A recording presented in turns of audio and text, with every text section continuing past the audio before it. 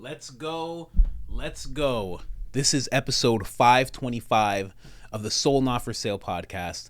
And today we're spending our time in the jungle. Joe Rogan and Paul Rosalian, I believe that's how you pronounce his name. Great guy. He spends all of his time in the Amazon rainforest, catching pythons, learning the lay of the land, avoiding uncontacted tribes. Really cool episode. It gets down to that old school, wild information Joe Rogan that we all know and love.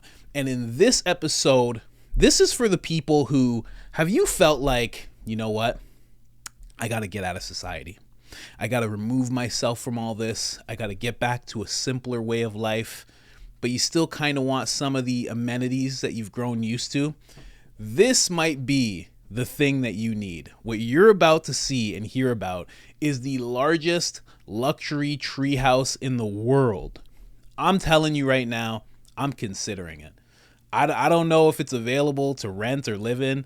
I'm considering it because I'm getting tired of the way things are working here, and I can feel the ever-closing grip of the powers that be. So I might have to get out of here before 2030. I don't know about the rest of you.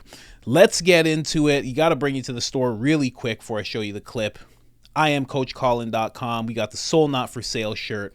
We got the Public Enemy #1 shirt. If you don't know who this gentleman is, Google him. Google You Will Own Nothing and Be Happy, and you will understand why I am saying this gentleman is Public Enemy #1.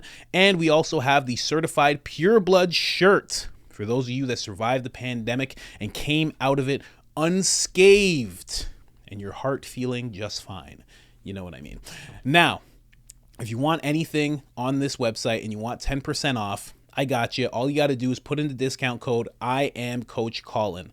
All one word, all capital letters, one L in the name Colin, and you get yourself 10% off. And if you've done that already on our site, thank you, thank you, thank you. You're much appreciated. You have no idea how much it means to us, to me and my wife. Now let's get into this clip. Interesting stuff. Let's check out this treehouse. Oh, big too. Is that the biggest eagle? I don't think it's the. I think the Philippine eagle or the Stellar Sea eagle, but the harpy is just unreasonably large. Like when you see them, you go, that's what that is. And they eat a lot of monkeys. They eat a lot of monkeys, and so one of the ways to tell when there's a harpy eagle around, like we'll be walking through the jungle and you just find a pile of bones, because up in that nest, 150 feet up, they're just dropping monkeys and sloths, and the babies are ripping them apart, and then they just chuck the bones out. So you'll see like a little boneyard in the jungle. Wow. Yeah. It doesn't last too long because nothing lasts long. It just keeps recycling everything. But when I was a kid, in the rainforest books, they'd say 50% of the life in a rainforest is up in the canopy. And it's like, you always say like, yeah, bullshit. It is. There's more stuff up there than there is down there. So when you're walking in the Amazon, you're under 150 feet of green. 3% of the sunlight is hitting the ground. Most of the action is happening above you. Wow. The birds, the monkeys, the bats, the snakes, the frogs, everything is moving up there. There's cactuses and bromeliads and vines, and it's all interconnected, and there's this whole network. The Amazon canopy keeps changing the like when you say how many species are on Earth, and it's like they're like, we really don't know, because nobody can spend time up in the Amazon canopy. There's people that have used hot air balloons. There's people that have used giant nets. You can climb up with a rope, but then like you're kind of limited to one tree. We just spent the last 2 months building the tallest treehouse in the world. It's like above. See, can you do treehouse? It's insane. I slept up there for one night. Look at this coming out of the mist. I just slept up there for one night, and in the morning, I couldn't believe what I saw. We woke up, and it was like what they tell you in the rainforest books. It was like there was like 3 species of monkeys, like 15 different species of birds. There was things just moving all over the place. There's What a leaf cool cutter little ants. treehouse. Little. It takes like 10 minutes to walk up there. That's badass. Yeah, apparently it's the tallest treehouse in the world. It's in the middle of the Amazon now, and we got solar So how many panels feet up on up there. is it? I think the floor is about 110 feet up. And how long did it take to build this thing? A couple of months. Took like 3 months actually. We brought in some expert treehouse builders. These guys are the treehouse community, and That's insane. they build tree houses all over the world. But this one, it was like we had to figure out like how do you even build a stair? The staircase was half the project. How do you build a staircase to get up to the top of this tree? It's amazing. You guys did insane. an amazing job. I love it. Yeah. God, I it's- want to go. It's beautiful. Yeah, there it The is. solar panels. Look at that. That's incredible. So you get Yeah. electricity up there. That's fucking badass. Yeah. Yeah, no, it's And really that's still cool. there right now. Still there. No, it just got there. You see how fresh that wood is. It's like it's not even done. Like, And so do left you- there to come here. You sleep there when you're there? That's your spot? Yeah, me and my girlfriend just slept up there, and Oh my we God, woke you up in talked to a girl into going up there? She must be an angel. crazy, dude. If you're gonna hang out with me, there's a lot of snakes, Yeah. a lot of climbing. Oh, I like, can you imagine. only be You got to go to crazy. the treehouse. But now, So when you the wake amount up of in the shit- morning and look out from there, it's got to be insane. I mean, first of all, the sun coming up in the east, and you have like red apocalypse, beautiful like mist coming off the jungle, and you have spider monkeys like excited because that's a ficus, and so everyone's excited to eat. So all the animals are coming to the treehouse, and so you have like howler monkeys, spider monkeys, capuchins, squirrel monkeys. I can't even name all the birds for you; it would just take too long. But it's like cacophonous. Like I couldn't talk to you because we wouldn't be able to hear each other. Wow! You have to scream, and there's like fruit falling on you, and animals are shitting all over the place, and there's like leafcutter ants are starting up their day, and then there's like bullet ants fucking around, being like, who can I take down today? Like, it is wild. But it's like that's why we were like, okay, we gotta. Because otherwise, you climb up on a rope and you're like holding onto a branch and you look around and you go down. This is like you can go up there and like take it in, and it's a whole other world. It's wild, and we put it like right in the middle of the 50,000 acres, and so it's just mega remote wilderness, and you're actually comfortable. And so you have solar panels. So do you have batteries up there? Do you have like how are you running that? Well, one of the guys on my team, Stefan, is a complete psychopath and an intense problem solver. He put solar panels, hot water, a bathroom. So this isn't just a treehouse. This is like a luxury treehouse. A bathroom, like running water. A shower. Whoa! So you And have so- pipes that go down the side of the. Yeah. So there's pipes. The idea is that like you can't bring a high volume of tourists into a pristine rainforest, and like tourism is a major help for helping us protect this place. So it's like we went with like the African model. Like the guys I work with in Africa at VetPaw, they were like, they work on a hunting reserve. And the owner of the reserve explained it to me like this. He was like, look, no one's going to pay $30,000 to take a picture of a buffalo, but they might pay $30,000 to shoot a buffalo. And that like stuck in my head, and it was like, how do we get less tourists at more value? And it's like build the tallest, most remote, comfortable luxury treehouse in the world. And it's like, so now we can invite people up there and be like, you can like literally live stream like Wi-Fi. We got Starlink up there, and we carried some Starlink out there. Yeah. So when you messaged me, I was out there. That's how I got it. I got it on Starlink. I was out in the jungle, and I was like, Holy oh shit, guys. I was like, I got to go back to the U.S. for a minute. Like, Wow. So you could have like the ultimate experience going to you could make a bunch of those. yeah. And Join people would pay bridges. an insane amount of money to go there. Yeah, I mean, that's the idea. So we're going to see if it works. Because since the beginning, like when I started with JJ, it was like, we bring people to the jungle. You camp out with us. You live in the tent with us. And it was like, the market for that is like really small. Right. There's like 6 people that want to do it. Like, nobody wants to do that. And the people that do want to do it, ask them in the morning if they still want to do it. Right. They don't. And so making it so that people can actually come and see the Amazon rainforest in a way that's like safe and bug free and air conditioned and everything else, and it's like you can just wake up and look at it all. And it's like, so it's an amazing thing. I can't believe that I got to sleep up there. So it's like it's pretty cool. That's insane. Yeah. So back to the anacondas. I'm trying to figure out how old they get. That is Joe Rogan in his true form, trying to figure out how big anacondas get. I love that idea. I love the treehouse idea. I want to go out there because I'm telling you, I'm not doing a city. Definitely not doing a city. I'm getting as close to farms as I can without actually having a ranch. I'm looking at ranch land because that's what I want to buy. I want to buy a farm. I want to buy a ranch. But this is a great option. Being able to just go to the jungle. And I know.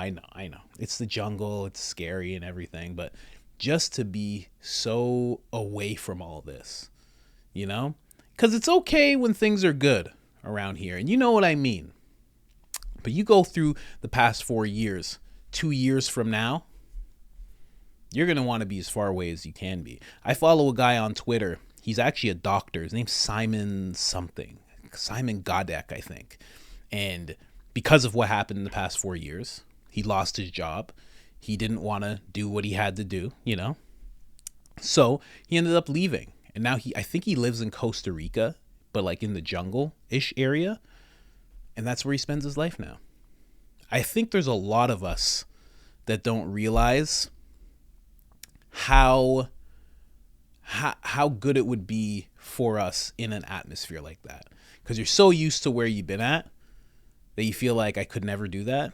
But once you get out there and you start getting used to it, then you start feeling I'm a city person, but as I started getting more, like I met my wife. My wife's a country girl, 100%. As soon as I started getting around the country, I started getting around farms. I was like, this is way better, way better. I started going way out where your neighbor's like 5 kilometers away. And I was like, this is way better. But you got to get exposed to it first. I know none of you are going to be looking into going into the jungle, living in a treehouse. I know. I'm just bringing it up. It's the world's tallest luxury treehouse. So it's like, why not look into it? I think it's amazing. This podcast is actually really, really good. The timestamp on this is actually 46 minutes, 45 seconds where they talk about this. But just listening to the whole podcast, just a guy who has this experience of being someone who is from the city. I feel like he's from the East Coast, and just decided, I'm just going to go to the jungle, see what it's like. And now he's dedicated his whole life to it. He's a conservationalist. He's helping preserve the Amazon rainforest. He's fighting for it daily. He's making sure nothing crazy happens to it. He's trying to, attract tourism to bring in some kind of income so they can continue to protect it. And, I don't know, man, you just never know. You never know. Get out of here. You never know what you're going to find if you just venture out. Because that guy's deep from the city. He's a city kid. But all of a sudden now he lives in the jungle, catching snakes, doing wild stuff like that. Definitely check the podcast out. The way that he explains it out there, it makes you wonder what you could go and do. And yeah, he has stories about being hunted by uncontacted tribes, and he has had friends who have died and friends who have gotten stabbed with arrows and slashed and stuff. But he also has a lot of disconnection. And I think we need disconnection way more than we think to disconnect, I turn off my Wi-Fi every night, and that's a little bit. But imagine being in a place where there was none.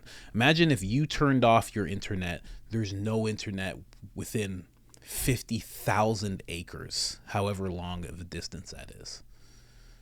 I don't know. I feel like as a person, these waves that are around here, radio waves, Wi-Fi, Bluetooth, I think it messes with us. I don't know if it makes us sick or anything like that, but I think it messes with us. And when we're away from it, have you ever gone out into camping?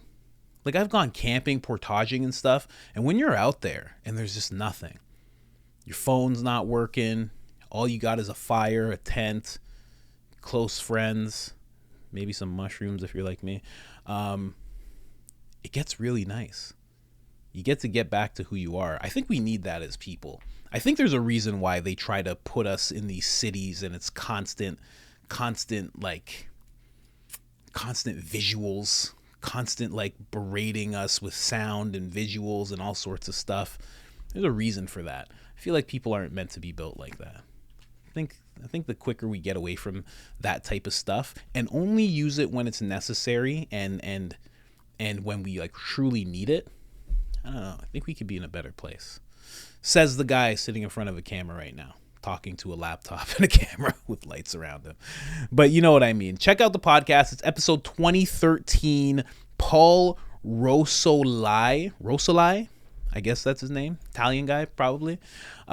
Great episode. Check it out. Like the video if you haven't liked it already. Subscribe if you haven't subscribed already. And other than that, I am out. And look up the Treehouse. Look it up. Trust me.